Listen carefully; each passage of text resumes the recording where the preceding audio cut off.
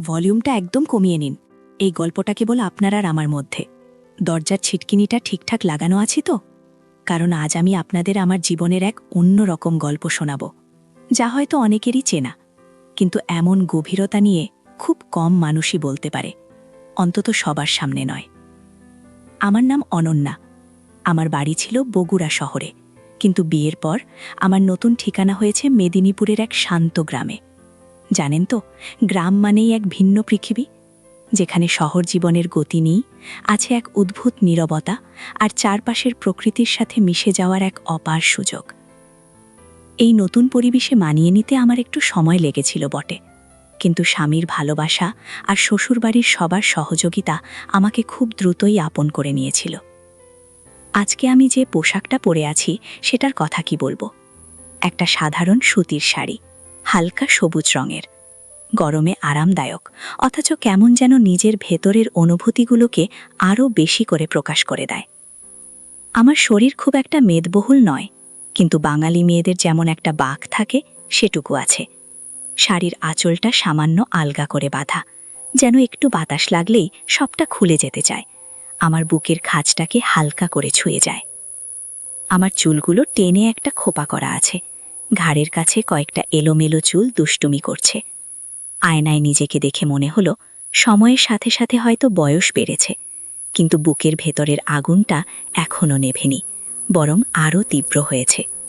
এই সব কথা কেন বলছি হয়তো পরে বুঝবেন। বিয়ের পর প্রথম কয়েক মাস কেটেছিল এক স্বপ্নের মতো। স্বামী অর্ণব, ওর মনটা খুব ভালো, আমাকে নিয়ে যেন স্বপ্ন দেখত। সংসারের প্রতি ওর গভীর টান, মায়ের প্রতি শ্রদ্ধা আর আমার প্রতি অকৃত্রিম ভালোবাসা আমাকে মুগ্ধ করেছিল। অর্ণব তার মায়ের একমাত্র ছেলে। ওর একটা ছোট ভাই আছে, নাম অভ্র। অর্ণবের থেকে প্রায় 7 বছরের ছোট, সবেমাত্র কলেজে পড়া শেষ করে বিশ্ববিদ্যালয়ে ভর্তি হয়েছে। ছেলেটা শান্ত, লাজুক স্বভাবের আর কিছুটা অন্তর্মুখী। প্রথম যখন তাকে দেখেছিলাম মনে হয়েছিল এমন একটা দেবরের সাথে আমার সম্পর্কটা বেশ সহজ হবে। ও বয়সে ছোট, তাই একটা ভাইয়ের মতো আদর আর শাসন দুটোই চলবে। প্রথম প্রথম অভ্র আমার সাথে খুব একটা কথা বলতো না।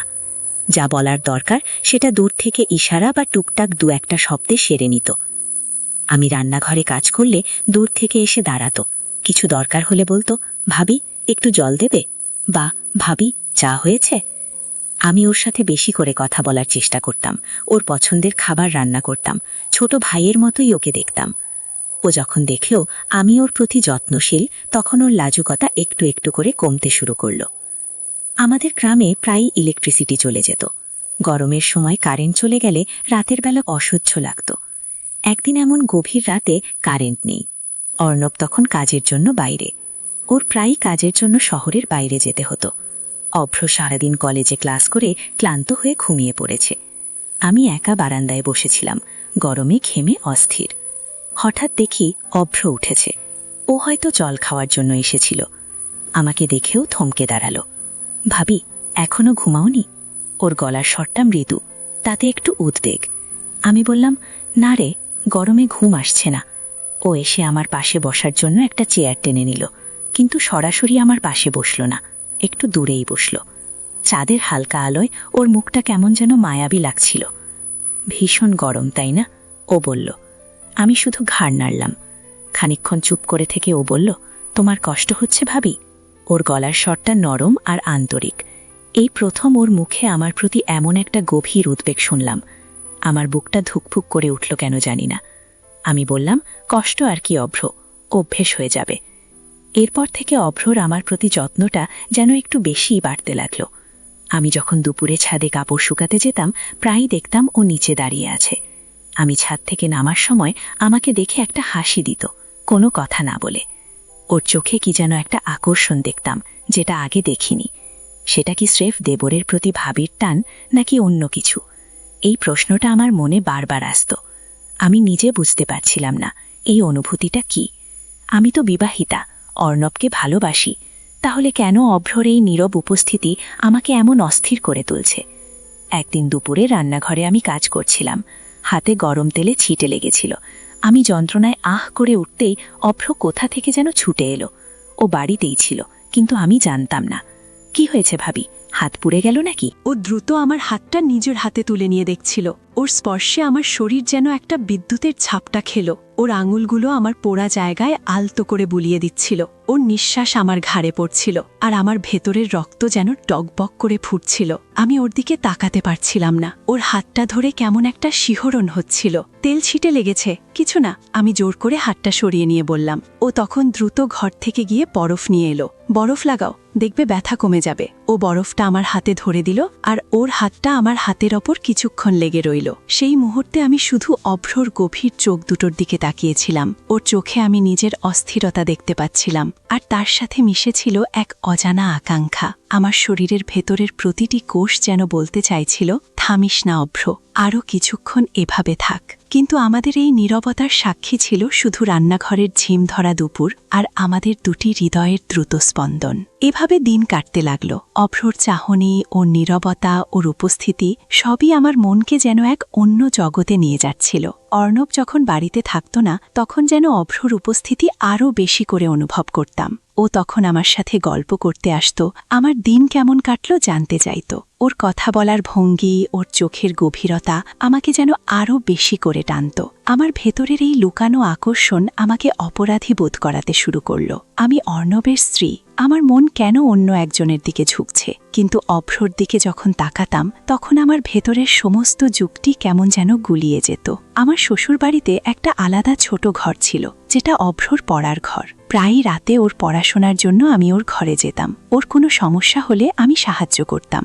একদিন রাতে ওর পরীক্ষার চাপ ছিল। আমি ওর ঘরে গিয়ে দেখলাম ও ল্যাম্প জেলে গভীর মনোযোগ দিয়ে পড়ছে। আমি ঢুকতেই ও মাথা তুলে তাকালো, মুখে একটা হাসি। ভাবি, বসো না। ও চেয়ার দেখিয়ে দিল। আমি ওর পাশে গিয়ে বসলাম। ওর বইয়ের দিকে তাকিয়ে দেখছিলাম। ও হঠাৎ আমার দিকে মুখ তুলে বলল, ভাবি, একটা কথা বলি। ওর চোখ দুটো কেমন যেন গভীর আর বিষণ্ণ। আমি বললাম, হ্যাঁ বল। ও বলল, জানো ভাবি, তুমি আসার পর আমার জীবনটা কেমন যেন বদলে গেছে। আগে তো কেউ এত খোঁজ নিত না। ওর কথাগুলো আমার বুকে গিয়ে বিঁধল। ওর চোখে আমি দেখছিলাম এক অদ্ভুত শূন্যতা, যেটা হয়তো আমিই পূরণ করতে পারছিলাম। আমি ওর কাঁধে হাত রেখে বললাম, আরে পাগলা, আমি তো তোর দিদির মতো। ও আমার দিকে তাকিয়ে শুধু একটা দীর্ঘশ্বাস ফেলল।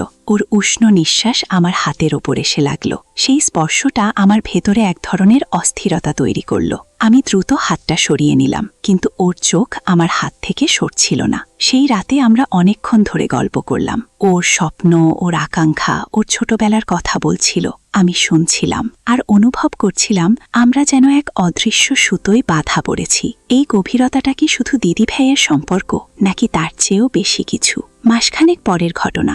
অর্ণব একটা অফিসের কাজে কয়েকদিনের জন্য বাইরে গেছে। বাড়িতে আমি আর অভ্র, শাশুড়ি মা আর শ্বশুরমশাই। শাশুড়ি মা অসুস্থ ছিলেন, তাই প্রায়ই নিজের ঘরে বিশ্রাম নিতেন। শ্বশুরমশাই বেশিরভাগ সময়ই বারান্দায় বসে বই পড়তেন বা গ্রামের মানুষের সাথে গল্প করতেন। ফলে দিনের বেলায় অভ্রর আর আমার অনেক সময় কাটানোর সুযোগ হতো। অভ্র প্রায়ই আমার সাথে এসে বসত, হয়তো টিভি দেখত বা টুকটাক কথা বলতো। আমি হয়তো ঘর গোছাচ্ছি বা রান্নার কাজ করছি, ও এসে পাশে দাঁড়াতো। ওর উপস্থিতি আমাকে কেমন যেন উত্তেজিত করে তুলত। আমার বুকের ধুকপুকানি বেড়ে যেত। আমি চেষ্টা করতাম স্বাভাবিক থাকার, কিন্তু পারতাম না। একদিন আমি রান্না করছিলাম, আর অভ্র রান্নাঘরের দরজায় হেলান দিয়ে আমার দিকেই তাকিয়েছিল। আমি ওকে দেখছিলাম, ও আমাকে। আমাদের মাঝখানে কোনো কথা চলছিল না, কিন্তু হাজারো কথা যেন নীরবতার আড়ালে চাপা পড়ে যাচ্ছিল। ওর চোখে আমি এক ধরনের তীব্র আকর্ষণ দেখতে পাচ্ছিলাম। আমার মনে হচ্ছিল ও যেন আমাকে নিজের ভেতরে গ্রাস করতে চাইছে। আমার বুকের ভেতরে কেমন একটা অজানা অনুভূতি হচ্ছিল। রান্নার সময় অসাবধানতাবশত আমার হাত থেকে একটা বাটি পড়ে গেল। আমি নিচু হয়ে সেটা তুলতে যাচ্ছিলাম, কিন্তু তার আগেই অভ্র দ্রুত এগিয়ে এসে বাটিটা তুলে নিল। এই সময় ওর হাতটা আমার হাতের খুব কাছাকাছি চলে এলো, প্রায় লেগে গিয়েছিল। আমি দ্রুত উঠে দাঁড়ালাম। ও আমার দিকে তাকিয়ে সামান্য হেসে বলল, সাবধানে ভাবি। ওর হাসিটা আমার ভেতরটা যেন শীতল করে দিল, অথচ কেমন যেন একটা আগুনও জ্বালালো। সেই দিন রাতে খাওয়া দাওয়ার পর আমি আমার ঘরে যাচ্ছিলাম। অভ্রর ঘর আমার ঘরের পাশেই ছিল। আমি যখন ওর ঘরের পাশ দিয়ে যাচ্ছিলাম, তখন ওর ঘর থেকে একটা মৃদু শব্দ শুনলাম। কৌতূহলবশত আমি উকি দিলাম। দেখলাম ও তার পড়ার টেবিলে বসে আছে, আর চোখ বন্ধ করে মাথা ঝুঁকিয়ে আছে। আমি ওর ঘরে ঢুকলাম। কি হয়েছে অভ্র, শরীর খারাপ? ও চমকে উঠল। চোখ খুলে আমাকে দেখে একটা বিবর্ণ হাসি হাসল। না ভাবি, কিছু না, এমনিতেই একটু ক্লান্ত লাগছে। আমি ওর কপালে হাত দিলাম। এস, কপাল তো একদম ঠান্ডা, কি বলছিস কিছু না? আমার স্পর্শে ও যেন কেঁপে উঠল। ওর শরীরটা কেমন যেন অস্থির হয়ে উঠল। আমি ওর কপালে হাত বুলিয়ে দিচ্ছিলাম, আর ওর নিঃশ্বাস দ্রুত হচ্ছিল। ও আমার দিকে এমনভাবে তাকিয়েছিল যেন আমার চোখে ওর সমস্ত আবেগ উথলে পড়ছিল। আমি ওর ভেতরের অস্থিরতা বুঝতে পারছিলাম। আমার নিজের শরীরটাও কেমন যেন কেঁপে উঠল। আমি দ্রুত হাতটা সরিয়ে নিলাম। তুই শুয়ে পড় অভ্র, আমি যাচ্ছি। কিন্তু আমার মন যেন যেতে চাইছিল না। আমার শরীর যেন বলছিল আরও কিছুক্ষণ ওর পাশে থাক। পরের দিন থেকে আমাদের নীরবতা যেন আরও গভীর হল। আমরা একে অপরের চোখের দিকে তাকালেই যেন হাজারো অব্যক্ত কথা বিনিময় হয়ে যেত। অভ্রর আচরণে এক অদ্ভুত পরিবর্তন লক্ষ্য করলাম। ও যখনই আমার কাছাকাছি আসত, কেমন যেন একটা কম্পন অনুভব করতাম। ওর গলার স্বরে কেমন যেন একটা আকুতি, একটা গভীর টান। আমি বুঝতে পারছিলাম আমাদের এই সম্পর্কটা আর শুধু দেবর ভাবির সম্পর্ক নেই, এটা এক অন্যরকম জটিল মোড়ে এসে দাঁড়িয়েছে। আমার মন বারবার বলতো এটা ভুল, এটা সমাজের চোখে অপরাধ, কিন্তু আমার হৃদয় বলতো অন্য কথা।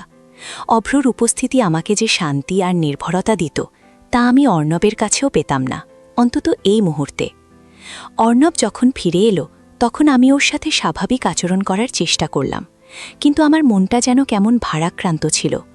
অর্ণব আমার প্রতি যত্নশীল ছিল, কিন্তু ওর মনোযোগ বেশিরভাগ সময় ওর কাজ আর পরিবারের বাকি সদস্যদের দিকেই থাকত। আমার মনে হচ্ছিল আমি যেন অর্ণবের কাছে একটা দায়িত্ব, ভালোবাসার পাত্রী নই। অভ্রর নীরব যত্ন, ওর চোখের গভীর চাহনি আমার মনে এক অন্যরকম শূন্যতা পূরণ করে দিচ্ছিল। আমি জানতাম এটা একটা বিপজ্জনক খেলা, কিন্তু আমার ভেতরে এমন একটা আগুন জ্বলে উঠেছিল যা নিভানো আমার পক্ষে অসম্ভব ছিল। একদিন বিকেলে আমি রান্নাঘরে কাজ করছিলাম। অর্ণব তখন ঘুমোচ্ছিল, আর বাকিরা কেউ বাড়িতে ছিল না। অভ্র হঠাৎ রান্নাঘরে এলো। আমি ওর দিকে তাকাতেই ও বলল, ভাবি, কিছু কথা আছে। ওর গলার স্বরে এক ধরনের অস্থিরতা আর উত্তেজনা। আমি জানি না কেন আমার বুকের ভেতরের ধুকপুকানি যেন আরও দ্রুত হয়ে উঠল। আমি হাত ধুয়ে ওর দিকে তাকালাম। হ্যাঁ বল। ও আমার দিকে এগিয়ে এলো, খুব কাছাকাছি। ওর শরীরের ঘ্রাণ আমার নাকে এসে লাগল, আর আমার সমস্ত ইন্দ্রিয় যেন সজাগ হয়ে উঠল। আমি তোমাকে ছাড়া থাকতে পারছি না ভাবি। ওর গলার স্বরটা মৃদু, কিন্তু ওর প্রতিটি শব্দ যেন আমার বুকে গিয়ে বাজল। আমি ওর দিকে তাকালাম। ওর চোখে ছিল এক গভীর আকাঙ্ক্ষা, এক তীব্র কামনা। আমি কোনো কথা বলতে পারলাম না, শুধু ওর দিকে তাকিয়েছিলাম। ও তখন আমার হাতটা ধরল। ওর হাতের স্পর্শে আমার শরীর যেন কেঁপে উঠল। বিদ্যুতের একটা স্রোত আমার শির দ্বারা বেয়ে নেমে গেল। আমি হাতটা ছাড়ানোর চেষ্টা করলাম না, শুধু ওর দিকে তাকিয়েছিলাম। ও আমার হাতটা ওর গালে রাখল। ওর গালটা গরম ছিল। আমার তোমাকে চাই ভাবি। ওর চোখ দুটো বন্ধ হয়ে আসছিল।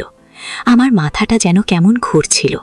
আমার ভেতরের নৈতিকতা, আমার বিবাহিত জীবনের প্রতি দায়বদ্ধতা সব যেন এক নিমেষে ভেঙে যাচ্ছিল। আমি জানতাম এটা ভুল, কিন্তু ওর স্পর্শ, ওর কথা আমাকে যেন এক অন্য জগতে নিয়ে যাচ্ছিল। আমার ঠোঁট দুটো আপনা আপনি কেঁপে উঠল। আমি ওকে বললাম, অভ্র, এটা ভুল। আমার গলাটা ধরে আসছিল। ও আমার দিকে তাকালো, ওর চোখে জল। আমি জানি ভাবি, কিন্তু আমি নিজেকে আটকাতে পারছি না। ও ধীরে ধীরে আমার আরও কাছে এলো। ওর নিঃশ্বাস আমার ঠোঁটের কাছে এসে লাগল। আমার ভেতরের সমস্ত প্রতিরোধ যেন ভেঙে যাচ্ছিল। আমি চোখ বন্ধ করে ফেললাম। আমার মনে হচ্ছিল আমি যেন এক গভীর অতলে তলিয়ে যাচ্ছি, যেখানে ফিরে আসার কোনো পথ নেই। কিন্তু ঠিক সেই মুহূর্তে হঠাৎ করে শাশুড়ি মার গলার স্বর শুনতে পেলাম। অনন্যা, কি করছিস? আমাদের দুজনের শরীর যেন একসাথে কেঁপে উঠল। অভ্র দ্রুত আমার থেকে দূরে সরে গেল। আমি চোখ খুলে দেখলাম শাশুড়িমা রান্নাঘরের দরজার কাছে দাঁড়িয়ে আছেন। ওর মুখে এক ধরনের বিরক্তি আর সন্দেহ। আমার শরীরটা যেন থরথর করে কাঁপছিল। আমি দ্রুত নিজেকে সামলে নিলাম। মা, আমি রান্না করছিলাম, হঠাৎ অভ্র কিছু একটা জিজ্ঞাসা করতে এসেছিল। আমি মিথ্যা বললাম, কিন্তু আমার গলাটা কাঁপছিল। শাশুড়িমা আমাদের দিকে তীক্ষ্ণ দৃষ্টিতে তাকিয়েছিলেন। অভ্র তখন তাড়াতাড়ি রান্নাঘর থেকে বেরিয়ে গেল। সেই ঘটনার পর থেকে আমার আর অভ্রর সম্পর্কটা যেন আরও জটিল হয়ে উঠল। শাশুড়িমা হয়তো কিছু সন্দেহ করেছিলেন, কিন্তু সরাসরি কিছু বলেননি। ওর চোখে আমি সবসময় এক ধরনের কৌতূহল আর সন্দেহ দেখতে পেতাম। অভ্রও আমার থেকে কিছুটা দূরে দূরে থাকতে শুরু করল, কিন্তু ওর চোখের ভাষা, ওর নীরবতা আমাকে সবসময় মনে করিয়ে দিত আমাদের সেই গভীর রাতের গল্প, সেই নীরব মুহূর্তগুলো। আমার ভেতরে এক অপরাধ বোধ বাসা বেঁধেছিল, যা আমাকে সারাক্ষণ কুড়ে কুড়ে খাচ্ছিল। আমি চেষ্টা করতাম অভ্রকে এড়িয়ে চলতে, কিন্তু ও যেন আরও বেশি করে আমার কাছাকাছি আসতে চাইত। কখনো লুকিয়ে একটা চিঠি দিত, কখনো ইশারায় কিছু বলতো। ওর এই আচরণ আমাকে আরও বেশি করে অস্থির করে তুলত। আমার মন বলতো এই সম্পর্কটা আর রাখা যাবে না, এটা অর্ণব আর আমাদের পরিবারের জন্য অশুভ। কিন্তু আমার হৃদয় বলতো অন্য কথা। অভ্রর প্রতি আমার যে দুর্বলতা তৈরি হয়েছিল তা যেন আমাকে ছাড়তেই চাইছিল না। অর্ণব যখন দেখত আমি কেমন যেন আনমো না, তখনও জিজ্ঞাসা করত, কি হয়েছে অনন্যা, আজকাল কেমন চুপচাপ থাকিস? আমি ওকে কিছু বলতে পারতাম না, শুধু বলতাম, না কিছু না, শরীরটা ভালো নেই। ওর প্রতি আমার অপরাধ বোধ আরও বেড়ে যেত। আমি জানতাম আমি ওকে ঠকাচ্ছি, কিন্তু অভ্রর প্রতি এই তীব্র আকর্ষণ, এই অনুভূতি যেন আমার সমস্ত বিচার বুদ্ধিকে ক্রাশ করে নিয়েছিল। একদিন রাতে অর্ণব তখন ঘুমিয়ে পড়েছে। অভ্রর ঘর থেকে একটা মৃদু কান্নার শব্দ শুনলাম। আমি প্রথমে ভাবলাম হয়তো আমার ভুল হচ্ছে, কিন্তু শব্দটা স্পষ্ট হলো। আমি আর নিজেকে আটকাতে পারলাম না। ধীরে ধীরে ওর ঘরের দিকে এগিয়ে গেলাম। দেখলাম ওর ঘরের দরজাটা সামান্য খোলা। আমি উকি দিলাম। দেখলাম ও খাটের ওপর শুয়ে আছে আর চোখ বন্ধ করে কাঁদছে। আমার বুকটা কেমন যেন মোচড় দিয়ে উঠল। আমি ওর ঘরে ঢুকলাম। অভ্র, কি হয়েছে, কাঁদছিস কেন? ও চোখ খুলল। আমাকে দেখে চমকে উঠল। ওর চোখ দুটো লাল ফোলা। ও উঠে বসল। কিছু না ভাবি। ওর গলাটা ধরে আসছিল। আমি ওর পাশে গিয়ে বসলাম, ওর হাতটা ধরলাম। আমাকে বল অভ্র, কি হয়েছে? ও আমার হাতটা শক্ত করে ধরল। আমি জানি ভাবি, তুমি আমাকে ভালোবাসো না, তুমি আমাকে ভুল ভাবছ, কিন্তু আমি তোমাকে ছাড়া থাকতে পারবো না। আমি তোমাকে চাই। ওর কথাগুলো শুনে আমার বুকটা ধুকপুক করে উঠল। ওর ভেতরের আবেগ, ওর যন্ত্রণা আমাকে যেন আরও বেশি করে টানছিল। আমি ওকে বললাম, অভ্র, তুই ভুল করছিস। আমি অর্ণবের স্ত্রী, এটা আমাদের জন্য ভুল। ও আমার দিকে তাকালো। ওর চোখে ছিল এক ধরনের অসহায়ত্ব। আমি জানি ভাবে, কিন্তু আমার মন মানে না। তোমাকে দেখলে আমার সব কিছু যেন এলোমেলো হয়ে যায়। আমি জানি না কি করব। ও আমার হাতটা ধরে ওর গালে রাখল। ওর চোখের জল আমার হাতের ওপর এসে পড়ল। সেই মুহূর্তে আমার মনে হলো আমি যেন এক অদৃশ্য সুতোয় বাঁধা পড়েছি। এই সম্পর্ক থেকে বের হয়ে আসা আমার পক্ষে অসম্ভব। কিন্তু পরক্ষণেই আমার বিবেক আমাকে দংশন করতে শুরু করলো। আমি কার সাথে বিশ্বাসঘাতকতা করছি? আমার স্বামী, আমার পরিবার, আমার নিজের প্রতি। এই লুকানো সম্পর্ক, এই অবৈধ আকর্ষণ আমাকে কোথায় নিয়ে যাবে? একটা গভীর অস্থিরতা আমাকে গ্রাস করল। আমি জানতাম এই পথটা ভুল, এই পথটা শুধু ধ্বংসের দিকে নিয়ে যাবে। সেই রাতে আমি অভ্রর পাশে কিছুক্ষণ বসে রইলাম, ওকে সান্ত্বনা দিলাম, কিন্তু আমার মনটা যেন এক গভীর সমুদ্রে ডুবে যাচ্ছিল। আমি জানতাম এই সম্পর্কের একটা পরিণতি দরকার, সেটা ভালো হোক বা মন্দ। পরের দিন সকালে আমি একটা কঠিন সিদ্ধান্ত নিলাম। আমি অভ্রর সাথে এই সম্পর্কটা শেষ করব। এটা আমাদের দুজনের জন্যই ভালো হবে। আমি জানি এটা সহজ হবে না, কিন্তু আমাদের সমাজের নিয়ম, আমাদের নৈতিকতা আমাকে এই পথ থেকে ফিরিয়ে আনতে বাধ্য করল। আমি দুপুরে অভ্রকে একা ডেকে পাঠালাম। ও যখন আমার ঘরে এলো, ওর চোখে ছিল এক ধরনের আশা। আমি ওকে বললাম, অভ্র, আমাদের এই সম্পর্কটা আর রাখা যাবে না। এটা আমাদের জন্য ভুল। এটা অর্ণবের প্রতি আমার অন্যায়। আমার গলাটা কাঁপছিল। অভ্রর মুখটা বিবর্ণ হয়ে গেল। ও আমার দিকে তাকিয়ে বলল, ভাবি, তুমি কি বলছো? আমি ওর হাতটা ধরলাম। আমি জানি এটা তোর জন্য কঠিন, কিন্তু আমাদের দুজনের জন্যই এই সিদ্ধান্তটা দরকার। আমি অর্ণবের স্ত্রী আর তুই আমার দেবর। এই সীমারেখাটা ভাঙা আমাদের জন্য ঠিক হবে না। অভ্র আমার দিকে তাকিয়ে শুধু একটা দীর্ঘশ্বাস ফেলল। ওর চোখে জল টলমল করছিল। ও কোনো কথা বলল না, শুধু আমার দিকে তাকিয়েছিল। ওর চোখে ছিল এক গভীর যন্ত্রণা, এক তীব্র হতাশা। আমি জানি আমি ওকে কষ্ট দিচ্ছি, কিন্তু এর বাইরে আমার আর কোনো পথ ছিল না। সেই দিন থেকে অভ্র আমার সাথে আর কথা বলতো না। ও আমাকে এড়িয়ে চলত। ওর চোখে আমি এক ধরনের চাপা রাগ আর অভিমান দেখতাম। আমার মনটা খারাপ হয়ে যেত, কিন্তু আমি জানতাম আমার সিদ্ধান্তটা ঠিক ছিল। সময়ের সাথে সাথে ও হয়তো এই কষ্টটা ভুলে যাবে। আমিও।